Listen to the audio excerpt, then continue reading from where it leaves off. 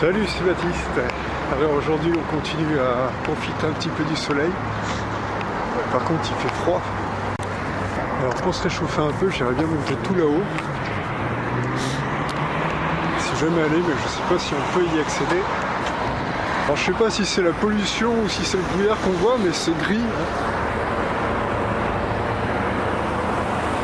Je pense que c'est de la pollution, parce que c'est gris marron et c'est le smoke. Le smoke quoi.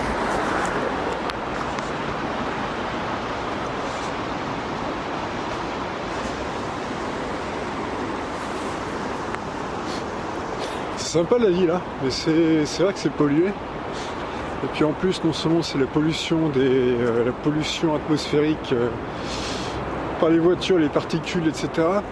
À Lyon, en été, ça arrive qu'il y ait des alertes justement à la pollution, des alertes aux particules. Il fait très chaud, des fois en été, ça arrive. Puis aussi, il y a la pollution dont on parle moins, c'est la pollution avec le Wi-Fi. Alors on sait que le Wi-Fi, c'est quelque chose qui est... les gens commencent à se demander si c'est pas mauvais pour la santé, en fait. C'est des ondes, en fait. Comme on les voit pas, ça nous inquiète pas vraiment puisqu'on les voit pas. Mais par contre, moi quand je regarde par exemple chez moi, j'ai énormément de wifi, je capte même le wifi des pièces des gens d'à côté. Et des fois je les capte vraiment au maximum. Et il paraît que c'est pas très sain pour la santé, et c'est ça, c'est qu'en ville, les problématiques qui se posent, c'est qu'il y a le smoke, il y a le brouillard des ondes. Quand vous vous mettez dans la rue, vous captez au moins 3 ou 4 wifi en général. Donc on vit en permanence là-dedans. Je crois avoir vu qu'il y a des gens pour dire que ça sera un des problèmes sanitaires, un des futurs problèmes sanitaires, toutes les histoires d'ondes, etc. C'est vrai que c'est bien pratique, mais bon...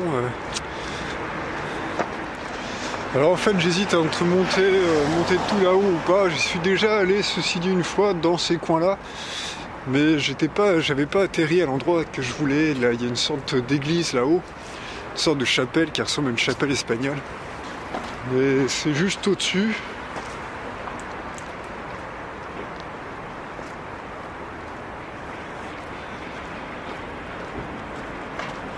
La dernière fois que j'ai essayé, j'y suis pas arrivé. Je suis arrivé autre part en fait. C'est les anciens remparts là-haut en fait, on dirait.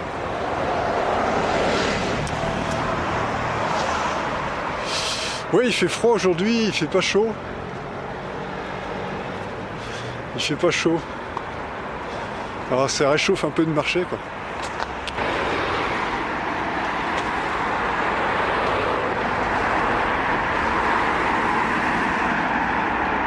On a une pensée émue pour les gens qui habitent, pour nos amis par exemple d'Espagne ou autres, qui là en ce moment doivent être confortablement au chaud.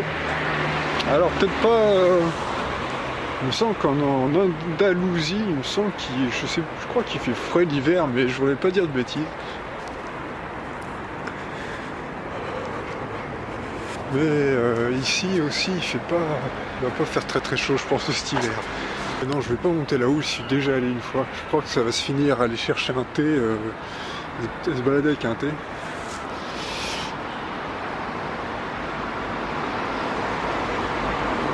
Mon photo avance tranquillement, que je suis en train de faire, et donc il est toujours d'actualité, ce concours photo, il finit, donc là nous sommes le 1er aujourd'hui, jeudi 1er, c'est un 8, il finit vendredi de la semaine prochaine.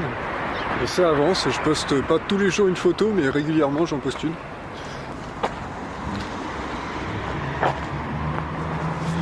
Bonjour la mouette. Bonjour la mouette. Donc là ce que l'on voit là-haut, le toit qui est vert, ça c'est le toit du Théâtre des Célestins. Ça c'est une voiture du Running Lyon. Le Running Lyon, pour ceux qui connaissent pas, c'est une course, marathon, semi-marathon, 10 km. Et ça se passe tous les ans à Lyon au mois d'octobre. Je crois que c'est le premier samedi du mois d'octobre, ou le deuxième. Et L'intérêt c'est que ça... Moi je l'ai fait une fois, mais en fait on peut le faire tous les ans, on peut le faire si on veut. Je l'ai fait une fois. C'est sympa parce qu'on se retrouvait, il y a une vingtaine, environ 20 000 personnes un dimanche matin qui se retrouvent à 9 h en train de courir là, par là, tout le long là-bas. Là. Et puis, donc on a le choix entre une 40 km, 20 km je crois, et puis une 10 km. Moi quand je l'avais fait, j'avais fait les 10 km. C'est sympa, il y a des gens qui arrivent déguisés, c'est bonne ambiance et tout. Bon. Et puis ensuite, donc on fait une boucle 10 km, bon bah c'est une bonne heure quoi, une bonne heure. Et ça fait une boucle, puis à la fin il y a un petit, comment dire, un petit repas de récupération sur la place Bellecour là-bas. C'est sympa. En plus c'est sponsorisé, il y a des t-shirts, etc. Ça va, plus ça grossit leur événement. Il y a des participants à chaque fois, il y a de plus en plus de participants apparemment dans leur truc là. Je sais pas si c'est passé ou pas encore d'ailleurs. Il y a une course ici qui est une course un peu légendaire qui s'appelle la Saint-Élion. Je crois que c'est au mois de décembre, ils se retrouvent tous à minuit à Saint-Étienne, je crois. Moi je l'ai pas fait celle-là, mais ils se retrouvent tous à minuit du côté de Saint-Étienne, c'est-à-dire dans les montagnes là-haut là. Et qui a, je crois que Saint-Étienne, ça doit être à 40 ou ouais, je crois que c'est une quarantaine de kilomètres de Lyon, peut-être même un peu plus. Et ils courent pendant la nuit avec les lampes, avec les frontales, etc. Et ils arrivent au petit matin. Pour les meilleurs, ils arrivent avant le petit matin. Ils arrivent ici à Lyon, ils courent dans la campagne comme ça, en plein hiver, dans le froid et tout, la nuit. C'est un des murs peints de Lyon donc. Alors la fête de lumière, pour ceux qui ne connaissent pas, c'est une grande, c'est un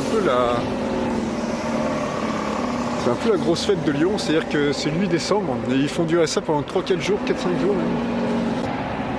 Et donc ils font des illuminations qui sont uniques au monde, ils éclairent les immeubles à coups de laser, il y a des choses un peu artistiques, etc. Et c'est disséminé dans tout Lyon, dans la presqu'île.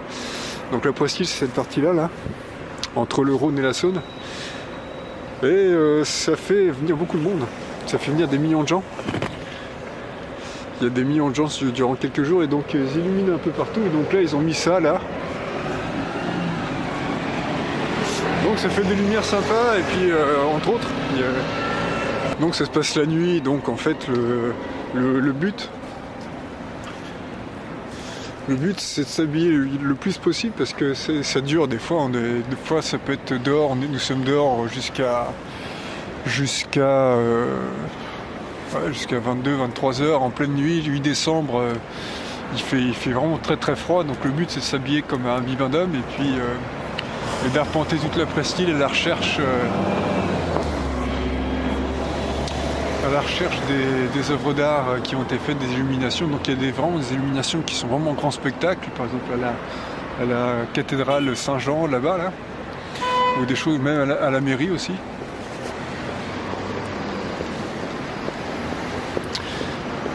Et c'est vraiment réputé, hein. Ça fait venir je crois, il me semble 3 millions de gens répartis durant les 4-5 jours. Et c'est vrai que quand on y va, c'est complètement bondé.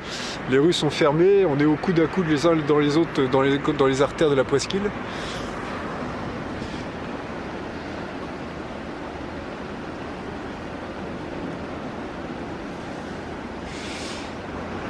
Mais c'est sympa, c'est beaucoup. Donc en fait, il y a des stands de vin chaud tout le long du parcours, en fait. Vin chaud, ouais, c'est ça, c'est surtout du vin chaud qui a des gaufres, etc. Bon, ouais. Mais le but, c'est de tenir le chaud et regarder les illuminations. Donc à la base, c'est religieux, mais c'est tombé un peu dans le domaine laïque, parce que ces illuminations, c'est un peu la French Tech, quoi. Ils montrent le savoir-faire des entreprises spécialisées dans les illuminations, ce genre de choses. De ce côté-là, Lyon a vraiment un savoir-faire. C'est réputé, c'est-à-dire que Lyon exporte son savoir-faire d'illumination, ils illuminent des villes, etc. Lyon a un savoir-faire dans l'illumination des villes, en fait. Je vais aller dans mon salon de thé favori, là, histoire de se réchauffer un peu. Bon, voilà, thé au jasmin, histoire de changer. Donc là, ce que l'on voit devant, en fait, ça c'est l'opéra. Donc là, c'est la mairie. Ça, c'est l'opéra de Lyon.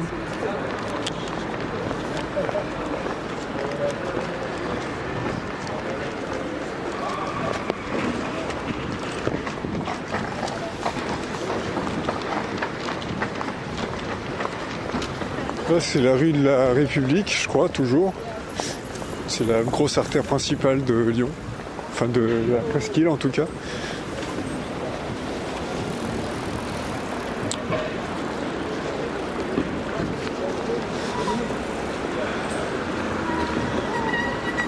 Ouais, donc ça, c'est l'opéra.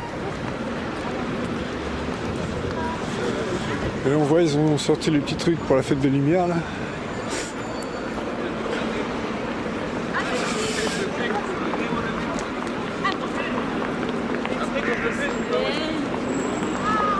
Ah, au soleil, on est bien. Alors, en parlant de thé vert, j'écoutais un podcast l'autre fois de Radio Maxime B. Je sais pas si vous connaissez. Le naturopathe qui était là, le naturopathe disait que lui, avant, il préconisait le thé vert parce qu'effectivement, il disait que c'était bon.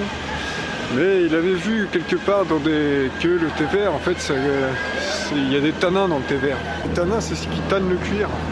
Puis il préconisait de pas trop boire de thé vert parce que ça peut tanner l'estomac, en fait.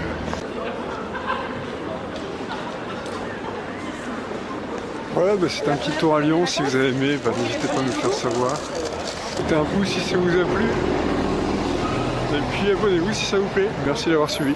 Salut!